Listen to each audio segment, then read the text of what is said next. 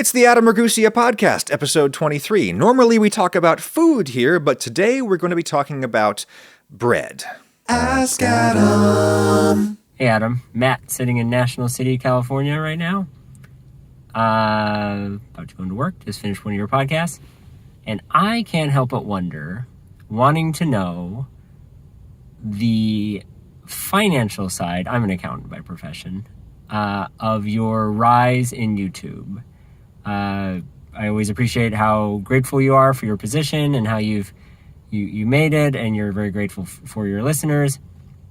I would love to know more about how much of your income comes from YouTube, how much of your income comes from sponsorship, the economics of what do you get from a video that makes 1 million views or a video that doesn't, or from your podcast, and love to know all those things. I get it. We're in the United States where we don't talk about wages and salaries and incomes all that much, so be as divulging as you'd like to be. I certainly understand your curiosity, Matt, and I doubt that you are alone in being curious about such things, so I'm going to try to give you the most thorough answer that I can, while still being somewhat tactful. At the very least, being too specific about numbers could put my business representative, Colin the Best West, in a somewhat compromised position when negotiating deals on my behalf, so I'm not going to spill all the beans, but I am going to spill some of them.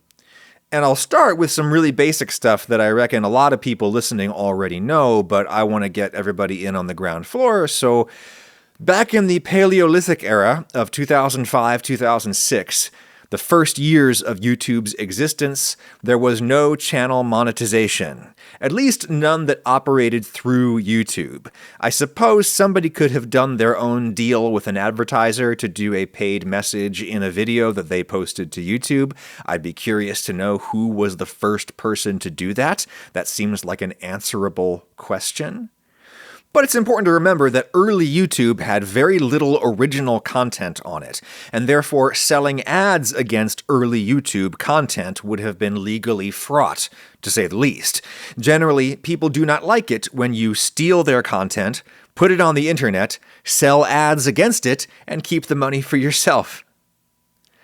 Early YouTube was illegal uploads of the Saturday Night Live Lazy Sunday music video by the Lonely Island Guys, where Andy Samberg and Chris Parnell rap about going to eat cupcakes at Magnolia Bakery in the West Village, Lower Manhattan. The early days of the boutique cupcake boom that was. I'm so glad that boom eventually busted. Cupcakes are massively overrated, IMHO. It's cake, but way harder to eat. I will say, Lauren, my wife, was working at, my now wife, was working at Columbia University that summer, and I went to visit her, and she was like, hey, there's this cupcake place you gotta try. And legit, Magnolia cupcakes were really good. I understand the hype around that place, but I still consider cupcakes to be a lower form of cake. If you want a small cake, get a petit four, which actually fits in your mouth and will not smear frosting on your nose. Anywho, as people rapidly started making high-quality, popular, original content to post on YouTube, and as YouTube was bought by Google in 2006, the YouTube Partner Program came to be in 2007. And here's how the Partner Program works today. You, a person who makes videos, you upload stuff to YouTube, and you gain an audience. You gotta work hard for free for a while until you've reached 1,000 subscribers and people have watched your videos for at least 4,000 hours collectively within a single calendar year. Once you've done that, you can apply to have your channel monetized. Lots of people criticize this minimal threshold policy. It's like if you were to go down to McDonald's and work for several months for free before they start paying you.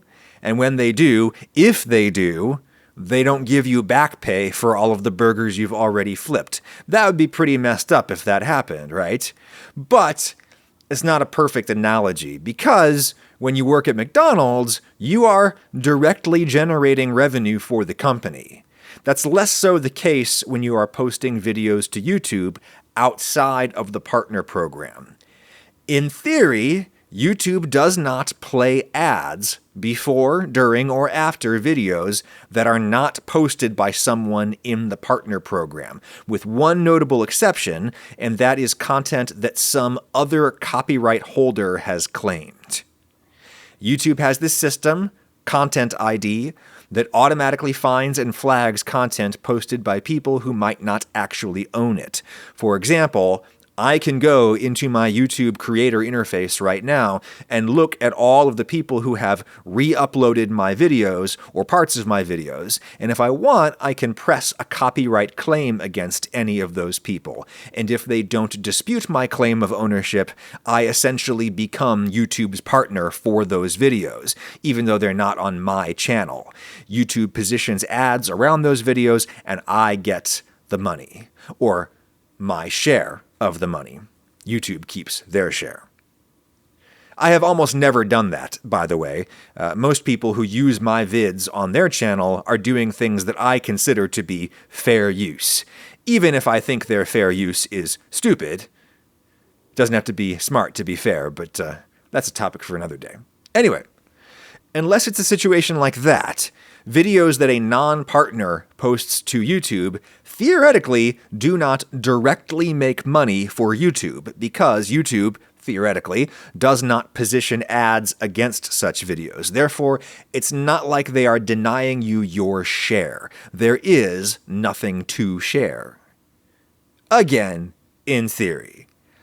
Obviously, unpartnered creators indirectly make a ton of money for YouTube, because anything that brings people to the site makes money for YouTube. Also, just because an individual McDonald's franchise is unprofitable doesn't mean the owner can just not pay the employees, because theoretically there's no money to share from. They still got to pay their people. But anyway, I think if I were in YouTube's position, I would still have some kind of minimal view or popularity threshold requirement in place for people to apply to the partner program. I think that makes sense. Or it's more that I just can't think of any system better than that. You have to narrow the field of potential partner program applicants, because an actual human employee at YouTube has to do the next step in the process, which is to review your channel. You, the creator, you achieve your minimum view and subscriber count. You apply to join the partner program, and a human being at YouTube has to look at your channel and make sure that YouTube really wants to sell ads against your channel.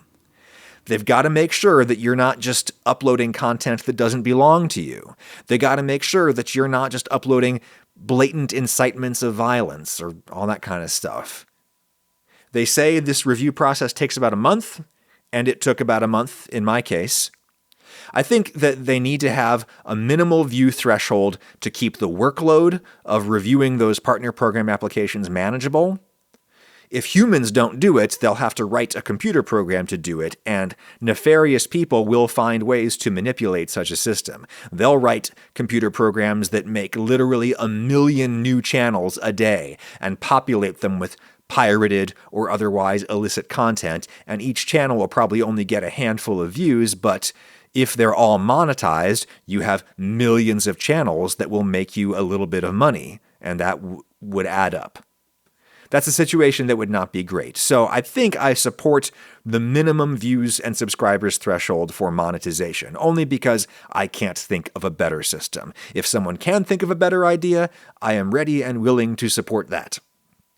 But anyway, you wait a month for a human to review your channel, and when they do, and they approve you for the partner program, YouTube will start positioning ads around your videos and giving you your cut of the proceeds.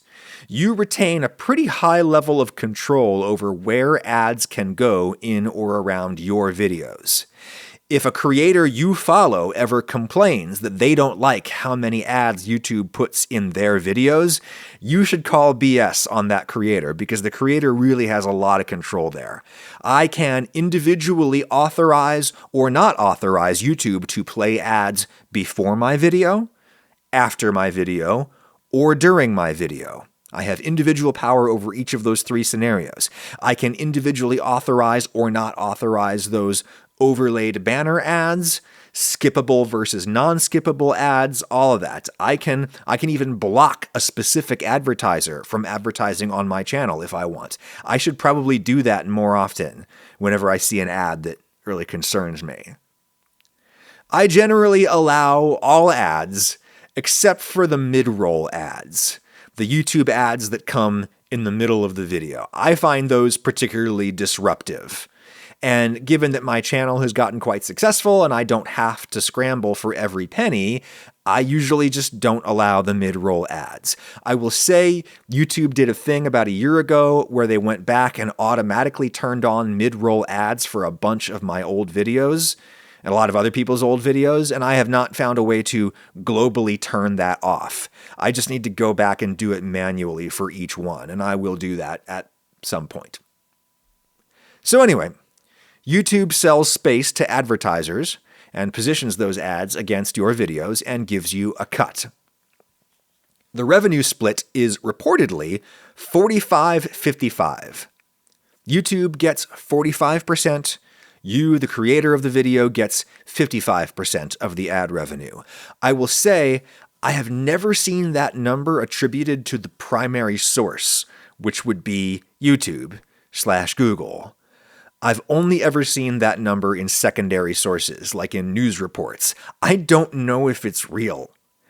I went looking in the partner program policies document just now to find this number, and I could not. Perhaps it is buried in some giant terms of use contract that I sign without reading. I'm not trying to accuse YouTube of anything. I'm just telling you that I tried to verify that 45-55 split number with the primary source, and I could not. I'm not sure it's real, but it sounds plausible. Is it reasonable? People argue over that a lot.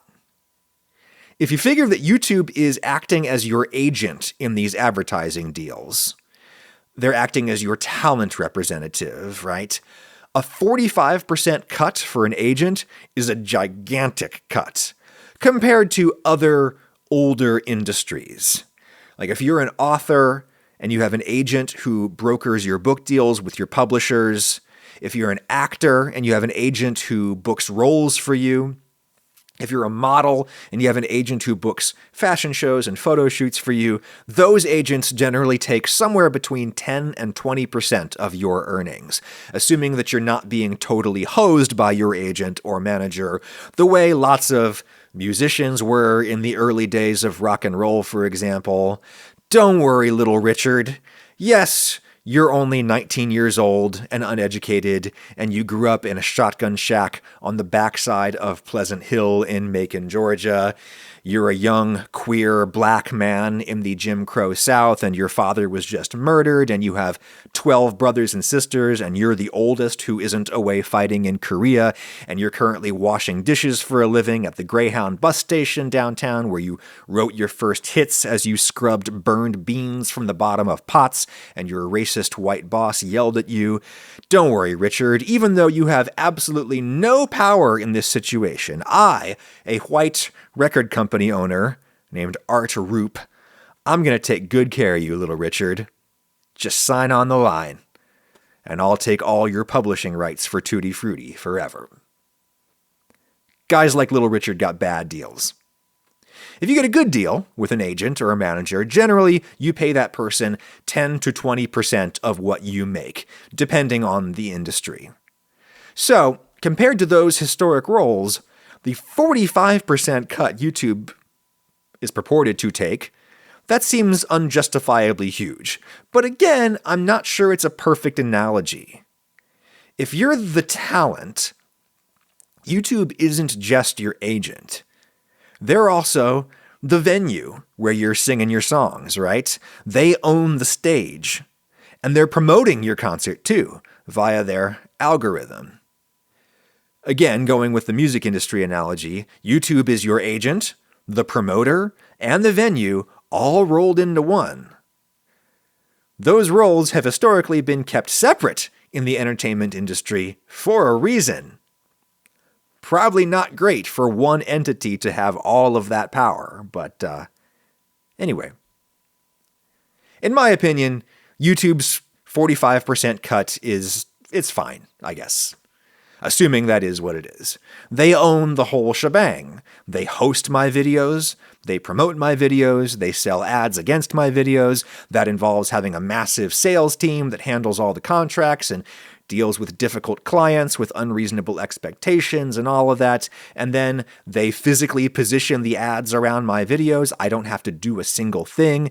It's not like in the olden days of TV and radio where you would actually have to make room for the commercials in your show, build the whole show around the commercial breaks, and then you'd have to have a master control center staffed 24/7 where people load up the commercials and hit the button at just the right time to roll the ad. It's not like that anymore. I do absolutely nothing.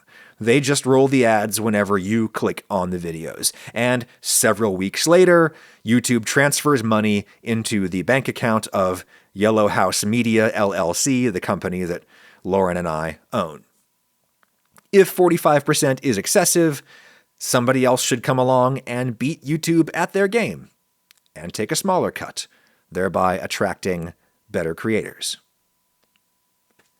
I'm not actually that naive about market capitalism, by the way.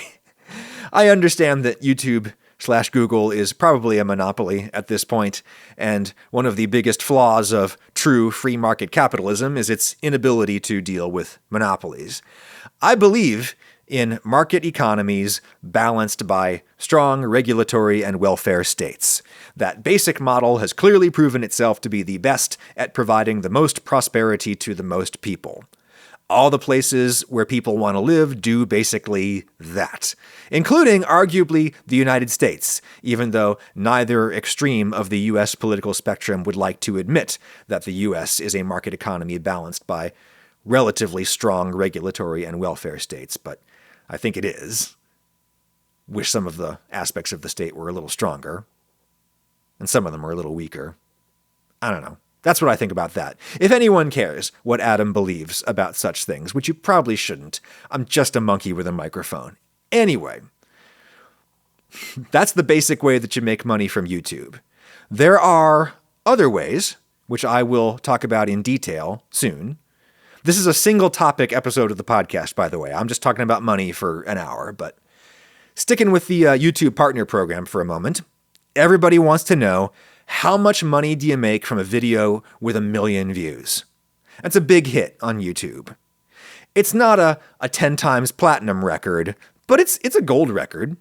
It's a bona fide hit. How much money do you make from a video with 1 million views? Well, unfortunately, it really depends. It depends on how many views exactly, how long the video is, how long people actually watch it, the extent to which you have a channel that advertisers actually want to be on, which probably hinges on your viewer demographics more than anything else. Do people with disposable incomes watch your channel? It depends on the season. YouTube Partner Program income is highly seasonal. Right now, late summer, this is the doldrums. Views are down, money is down. I think in part this is just because now is when all the people who buy and sell ads are on vacation, or they're thinking about going on their vacation, or they're getting back into the swing of things after their vacation.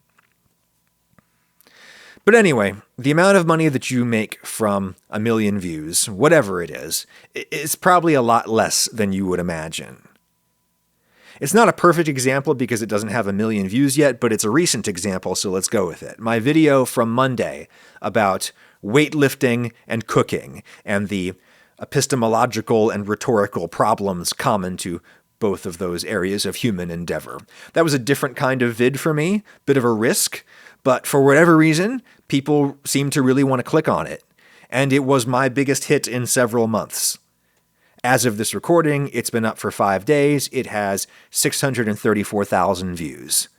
The trajectory always flattens out a lot after the first couple of days, so it's going to be a few months before it hits 1 million, but it'll get there.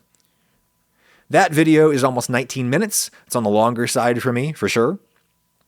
Average view duration is about 7 minutes.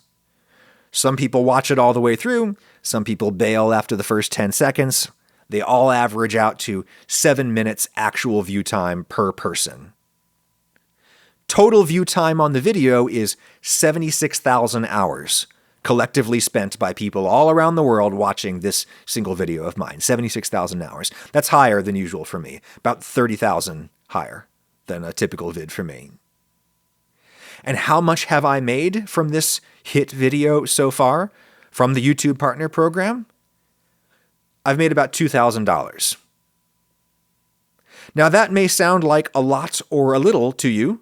I don't know what your situation is. I have to take a second to remind myself how much money that is.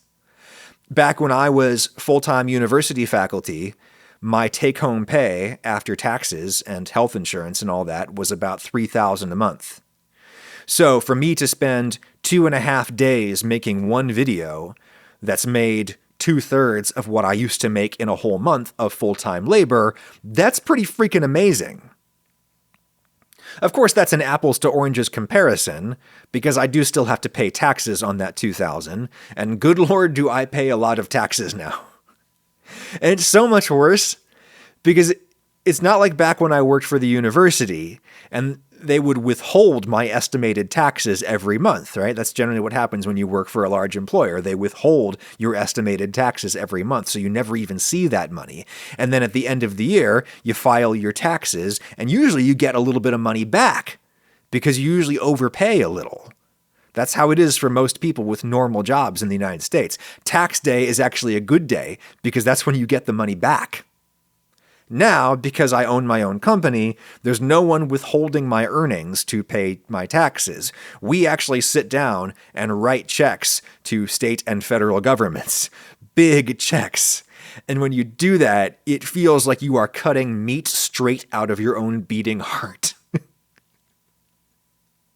I will reiterate that my bigger brain is quite happy to pay taxes. I am broadly supportive of the project of government, etc., but it still hurts to write those checks.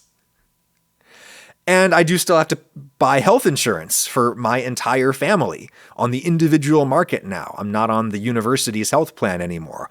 Our health insurance costs well over, I think, $1,200 a month for bare bones coverage for 2 adults and 2 kids. Because of this country's trash can healthcare system, we still pay out of pocket for nearly all of our healthcare. The insurance is really just in case one of us gets really sick or badly injured again. That's what we pay $1,200 a month for. And it was more back when we lived in Georgia. I think it was $1,500 a month. Ugh.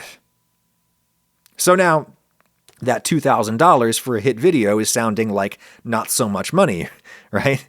Most of that just goes to health insurance.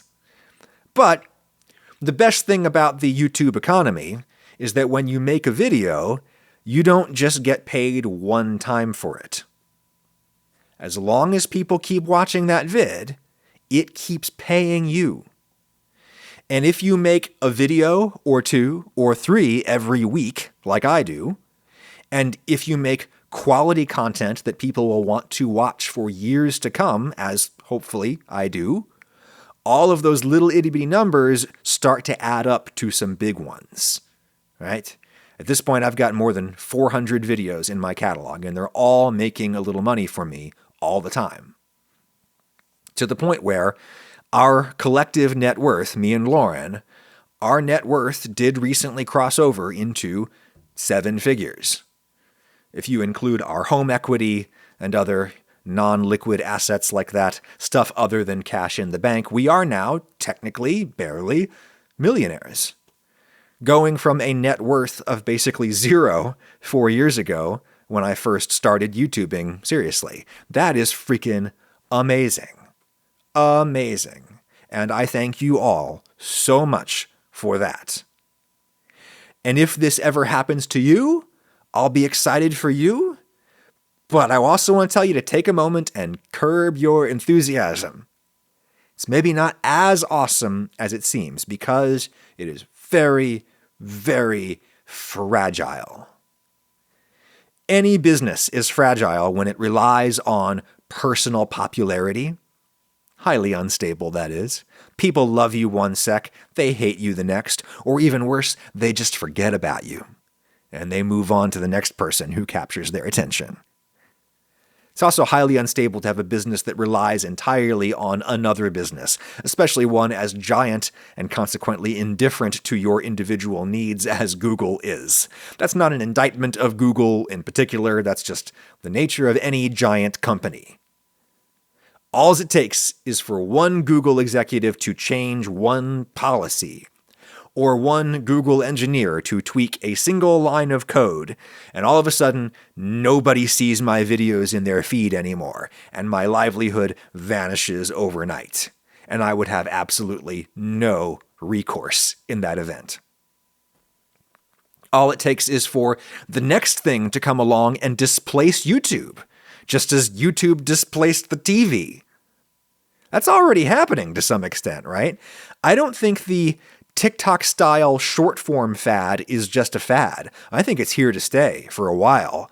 And YouTube is in on that revolution, but it's not at the center of that revolution. TikTok is. Working as a YouTuber is not like working for the Port Authority or whatever. I can't count on being able to do this until I retire, at which point I get a pension. No. I have to go super hard while I can, save every penny I can, and then invest those pennies wisely. I've had to start learning about investing, even though I find the topic somewhat unappealing. But to be a responsible breadwinner for a family, I have had to learn about this stuff. I got your basic retirement and college accounts going, but it's good to diversify in case stocks tank, which has definitely been the case so far this year. Thus, I have been intrigued to learn about the sponsor of this episode, Masterworks. Masterworks is a company that allows individual investors like me to invest in the contemporary art market, a market that is remarkably stable and relatively independent of stocks and bonds, with a correlation of less than 0.3 to other major asset classes. And unlike crypto or nonsense NFTs or whatever, Masterworks deals in pieces that have actual value. Not just aesthetic value, but as a financial tool. In fact, according to UBS, 2/3 of millionaires and billionaires invest in art already as a means to diversify and hedge against inflation. Problem with the art market is that someone like me does not have tens of millions of dollars to buy a Banksy or a Basquiat. This is where Masterworks comes in. This is a company started in 2017 by a top art collector and some tech entrepreneurs. They have the only art market database drawn directly from physical auction catalogs, which they use to pinpoint pieces they think will appreciate in value over time. They go to the Securities and Exchange Commission and securitize the artwork, and then people like me just go to the Masterworks website and buy shares. They hold the art for 3 to 10 years and then sell when they get the best price. So far, they've sold 6 paintings for an average net return of 29% to investors. If you're just dipping your toes into investing, this might not be the right thing for you at this time, but if you've already got your standard 401k or whatever and you're looking to diversify, check out Masterworks. Historically, art has done particularly well over the long haul. It has significantly outperformed the S&P 500 over the last 25 years and appreciated more than gold, the S&P, real estate last time inflation was this high. Of course, past performance is no indication of future results. But Masterworks is legit. Look them up. Check them out. It's almost unheard of to see 29% returns over so short a time frame, especially in a market as volatile as this one. See if this might be the right diversification option for you. Go to masterworks.art/Ragusea. That's in the show notes or in the description if you're watching this on YouTube, masterworks.art/Ragusea. Thank you, Masterworks. So, that was an ad from a sponsor that I'm very grateful to have. Ads that I read are different from the ads that YouTube plays around my videos. Let's talk now about how all of that works. And firstly, why I do it. The YouTube Partner Program has been very good to me so far, but there are many problems with it. When I was first getting started, when my popularity on YouTube first exploded out of nowhere, I was getting great views on videos, but as we've just discussed, you don't get a lot of money for great views on a few videos. I was getting checks of $200 or $300 a month, which I should say was life-changing at the time. We were really, really struggling. We had 2 tiny children, some serious medical expenses, a mortgage, my university job, and the random freelance journalism jobs that I picked up here and there. That was not quite cutting it. We were starting to finish our months in the red. And a couple of $100 from YouTube every month stopped the bleeding. The feeling of relief was overwhelming. But I was also totally killing myself trying to make 2 YouTube videos a week and work my full-time university job, and that could not last. I saw a better, brighter future for myself on YouTube, so I wanted to see how much I could maximize my income from there. And the money was growing every month. YouTube money is all about building that cumulative catalog of videos that all make a little bit of money for you every day. It was growing, but it still wasn't enough. And that is when Colin the Best West found me. The thing about success on any social media is that it's totally public success. There are websites like Social Blade that aggregate publicly available data about who's getting a lot of clicks on the internet. And so when you start getting a lot of clicks, people know and they start trying to find you. And most of those people are blood-sucking parasites, and you should run far, far, far away from them. People come to you with all kinds of deals and promises that I can only imagine how badly I would have been duped by had this happened to me in my teens instead of in my late 30s, which is when it did happen to me. But Colin was neither evil nor stupid, and I liked his accent.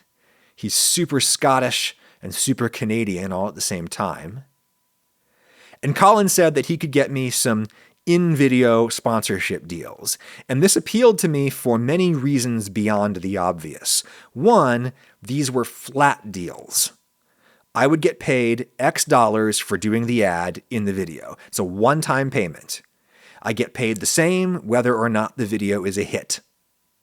So it's a kind of income that is very different from partner program income, and it is therefore highly complementary to the partner program income. In periods when my partner income is down, my sponsor income is the same. As a person who is older and has serious responsibilities, that kind of stability was and is very important to me. It's also more stable because we ink these sponsorship deals months in advance, sometimes a year in advance. I know what's coming on my sponsorship schedule.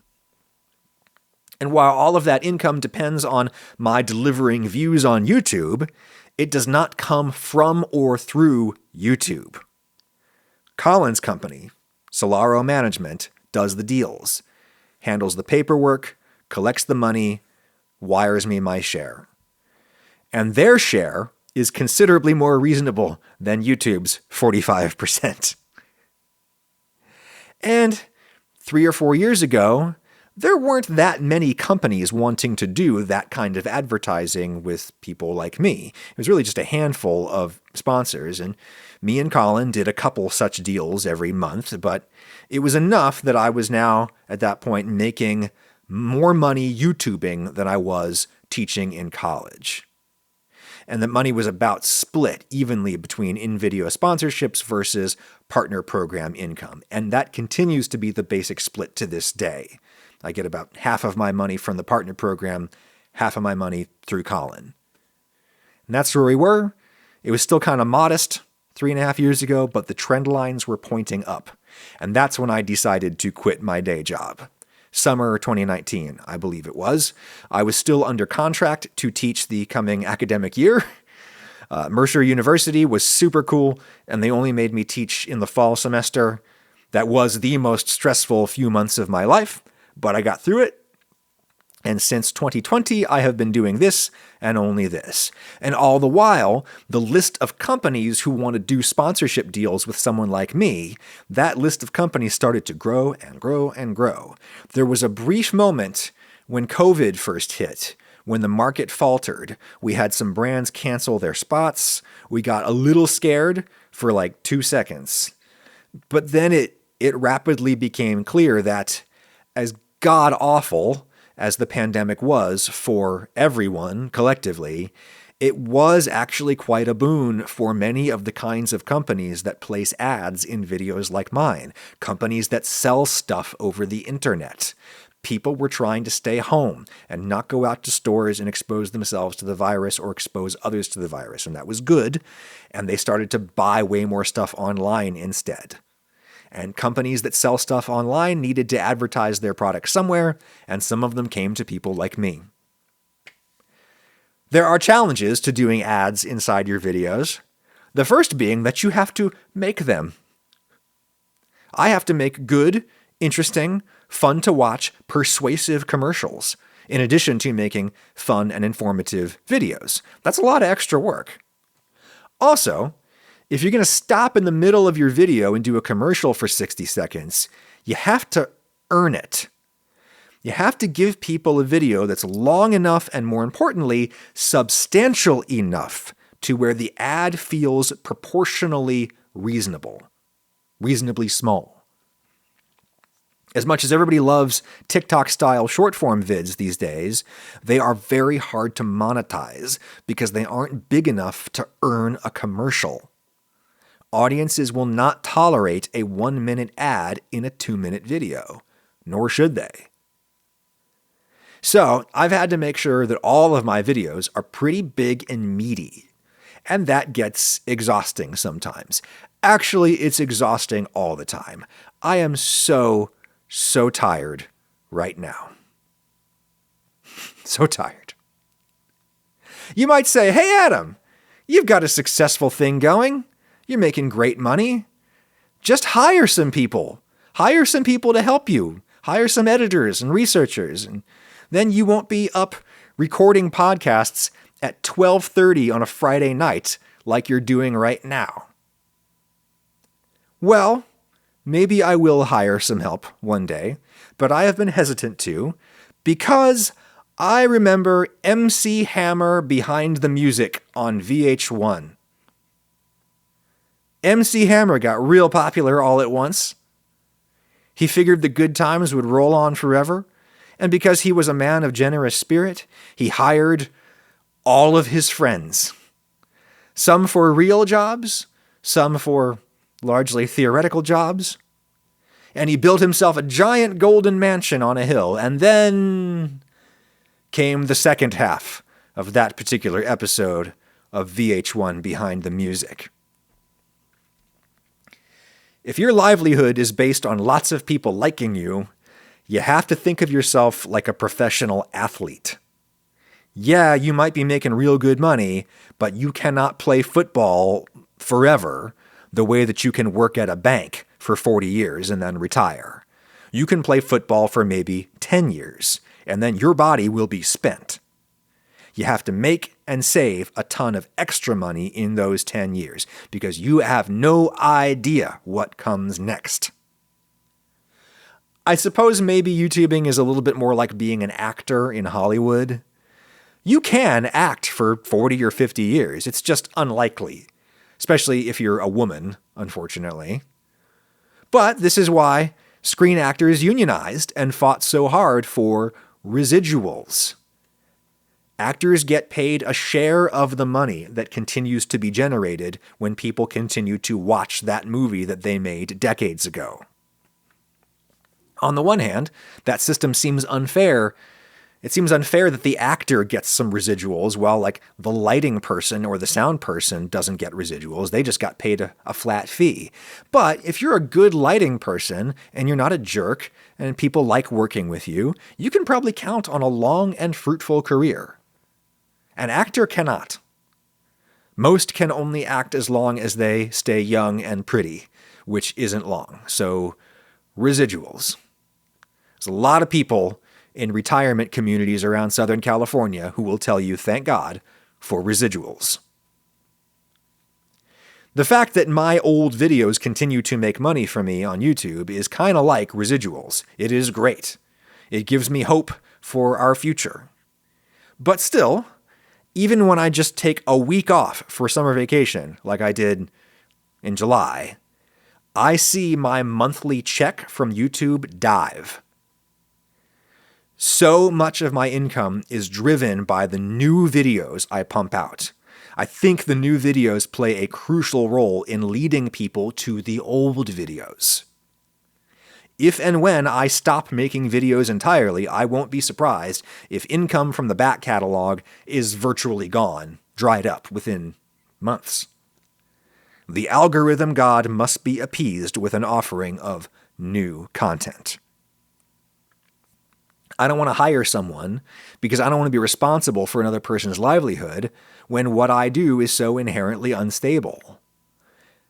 And I want to keep as much of the money for myself as possible because I need to save it. And in the scheme of things, it's not that much money. Getting 1 million views on YouTube is not like MC Hammer selling 1 million records. Selling 1 million records made a lot more money because people paid for records. Gather around the fire, kids. Let old man Ragusea tell you a story. People used to walk into stores and pay for music. $15 for a compact disc containing only a dozen songs or so. When MC Hammer sold 1 million records, that meant $15 million. He didn't get all 15 million.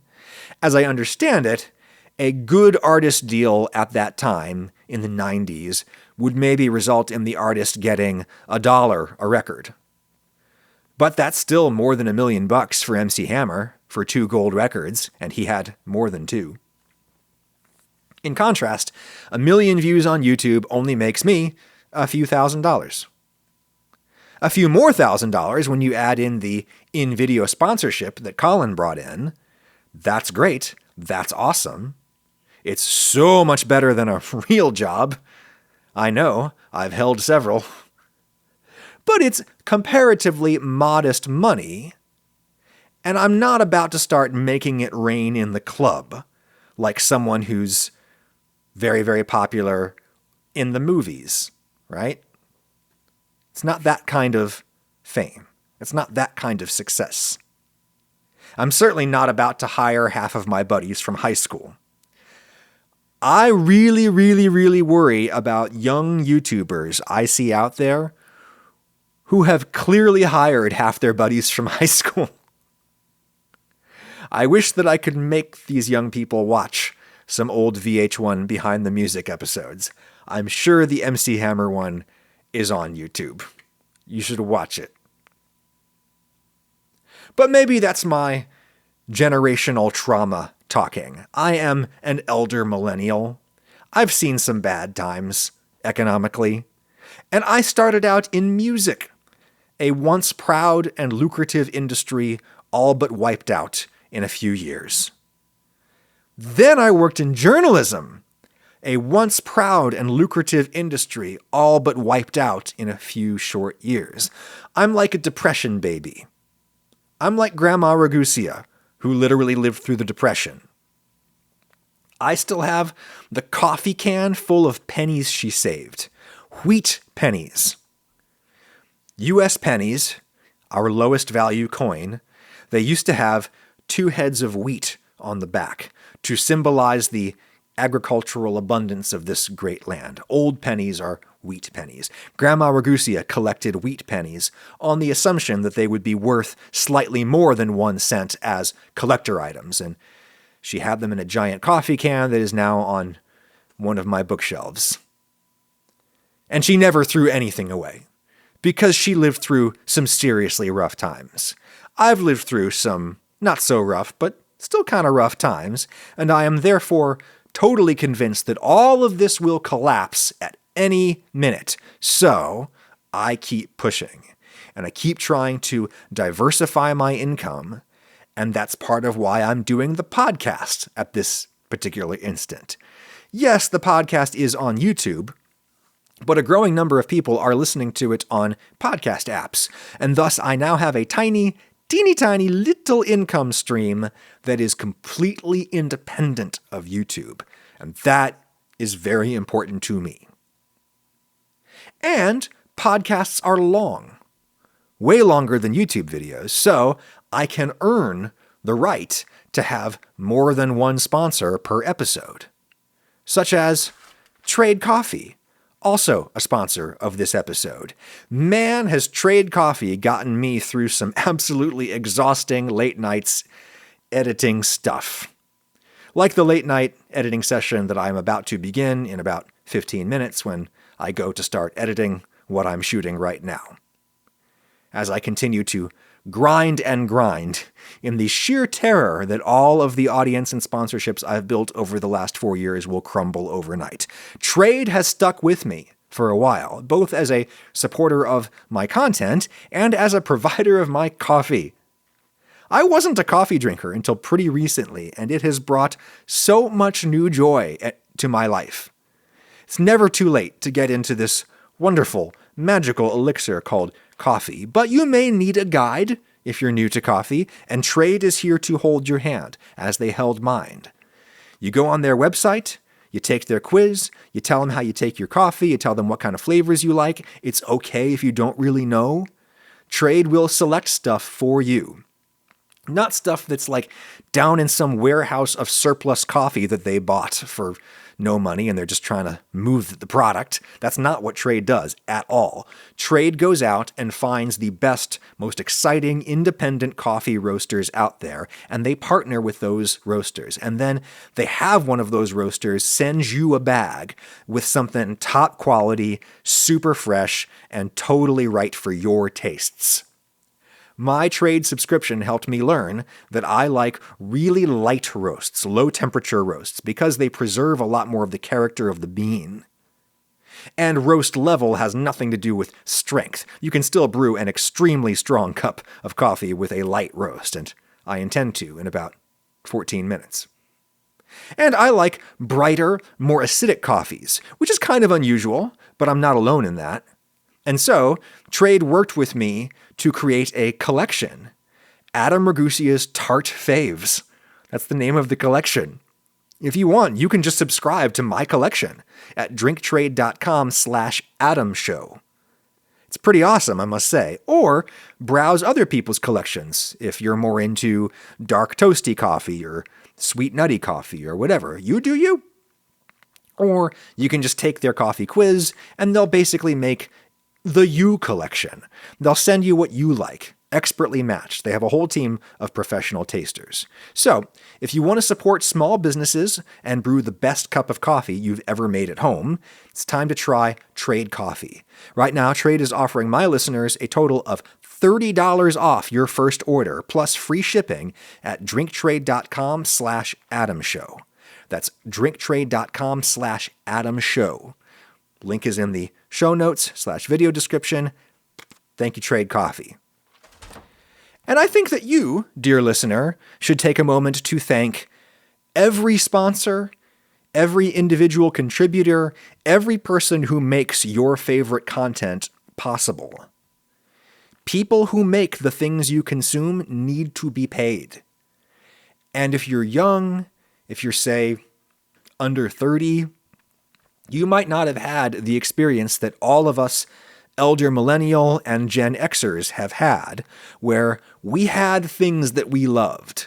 Music, novels, comic books, TV shows, movies, magazines, newspapers, things that brought us so much joy, things that helped us make sense of our world and endure our world, things that made our lives worth living, and then we watched as the economies that supported these things broke like waves against the cliffs of the internet.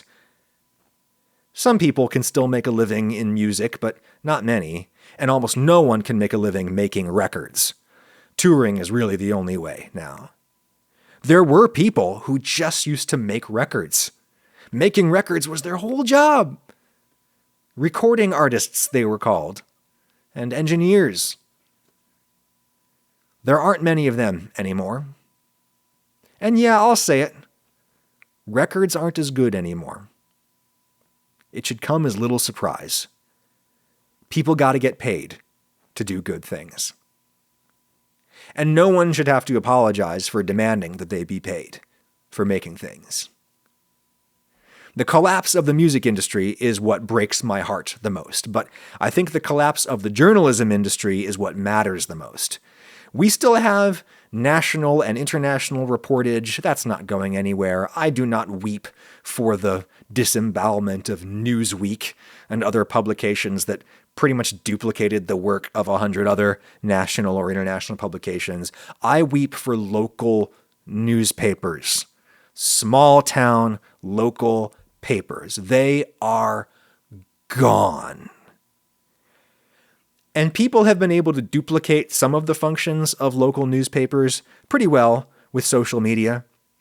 Like there's this scandal going on in my neighborhood right now where somebody cut down a bunch of trees that they weren't supposed to cut down, and everybody is up in arms about it. And without the help of any local journalist, I've gotten a pretty good sense of like what's going on with these stupid trees, who's responsible, why it matters or why it doesn't matter, and what's probably going to happen next. I've got all of that sense simply by reading the drama in the neighborhood Facebook page. Some of the old functions of local papers people have managed to do on their own better than I would have predicted. At least in those neighborhoods prosperous and politically connected enough to be able to keep themselves informed. But the thing that absolutely terrifies me is all of the county commissions and city councils and state legislatures conducting the people's business day in, day out with no reporter in the room. Not a single one, where there used to be a whole line of reporters. And if there's no reporter in the room, bad things happen. When there is a reporter in the room these days, it's usually a child. And I say that with love to all of the children I helped train in journalism when I taught journalism for many years. Y'all were great, but y'all know that you were no replacement for the reporters who used to cover those meetings in the olden days. Decently paid, respected professionals who had every incentive to stay in their jobs for 30, 40 years covering the same damn state legislature year after year, session after session, getting to know all the players, getting to know how the game is played, often knowing the game better than the legislators actually playing it. Those people, those reporters are just gone. And now God knows what all of those legislators and city councilors and county commissioners are doing without a reporter in the room to keep them on their toes. It's just a tragedy. And I still hurt from having to watch that proud industry burn to the ground. How many quote-unquote retirement parties I attended for reporters at places like the Macon Telegraph. How much smaller each party was compared to the last, and how eventually we just stopped having parties. People about my age and older, we watch so much of what we love and value just fall to the ground and shatter into a million pieces because the supporting economies vanished. I tell you this because I want you to join me in being grateful for the economics that currently supports the things that we love and value now. I want you to join me in getting a warm feeling of comfort and security when I have to wait through 2 ads before I can watch the video I clicked on. That wait is so much better than the alternative, which is no video. The YouTube economy has a lot of problems. It does not work for everyone. It does not work for smaller creators, people with subscribers in, say, the tens of thousands. There needs to be extra money in the system to support creators at that level of their development. Because, as I've just laid out for you, there's surprisingly little money in that level of viewership. I want a YouTube that rewards and develops talented people who don't have the outside resources necessary to bankroll their earlier years on the platform. I'm tired of hearing from such people. I want to hear from everyone else. The YouTube economy does not work for people who make content that is subject to capricious or otherwise unjust demonetization. I'm really lucky that I just happened to get big on YouTube with food content because food content is pretty safe. But even then, I've had videos demonetized. I made a video about a year ago, one of my favorites I've ever done, that was about the very, very old southern United States practice of eating white dirt, they call it, kaolin clay. This pure white clay used in pharmaceuticals and cosmetics. People have eaten kaolin in the American South for generations, mostly poor, rural, women, mostly black. Scientists have speculated that this might be a craving resulting from mineral deficiencies in poor diets, particularly during and after pregnancy. There are corresponding earth-eating practices documented in Africa, among other places. I made a video that talked about all of that, talked about eating kaolin, and I ate some kaolin in the video, and YouTube demonetized the video because it supposedly advocated a dangerous or unhealthy practice. Never mind that I went into some detail on the health risks associated with eating kaolin. It tears up your teeth over time. It potentially causes intestinal blockages over time. I talked about that. And never mind that plenty of the foods in the grocery store are probably just as hazardous to your health over time. Some underpaid functionary at YouTube with a set of totally reasonable standards to enforce looked at my video and made the wrong snap decision. And I made $0 from that video. $0 from the partner program, I should say. I did have an in-video sponsorship, and that is another reason why I do those. Other people on YouTube make good and important content that gets unjustly demonetized far more frequently. And the YouTube economy does not work for them. It does not work for people who make videos about music, people who are analyzing music, criticizing music, talking about music history. It doesn't work for them because the content ID system allows record label bots to just steal your money, even if what you're doing fits squarely within even the narrowest definition of fair use. The YouTube economy does not work so well for those kinds of creators. But in general, the YouTube economy is a pretty robust organism. The ecosystem it supports is pretty exciting to me, not just because I live in it. There are so many people doing really outstanding things on YouTube these days. Stuff that is way smarter, way weirder, way nerdier, way more niche than anything TV ever would have paid for. The YouTube economy is paying for that. In the early days of podcasting, 10 or 15 years ago, I listened as my friends from radio started making really cool shows, stuff that was way smarter and freer and more fun than anything anyone would ever let them put on the radio. And I just thought it was a lark, but then one day, somebody had an actual ad in their podcast. A real company paid real US dollars to place a message in a podcast. Slowly, I kept hearing more of those. And every time I did, I pumped my fist. Every ad was a victory. Even though I wasn't getting any of that money, I was just so excited to hear ads in podcasts because it meant that podcasts could continue to exist. Ads pay for content so that you don't have to. Rejoice in that knowledge. Rejoice knowing that people who make things you love are getting paid. Appreciate it, because it will not last forever.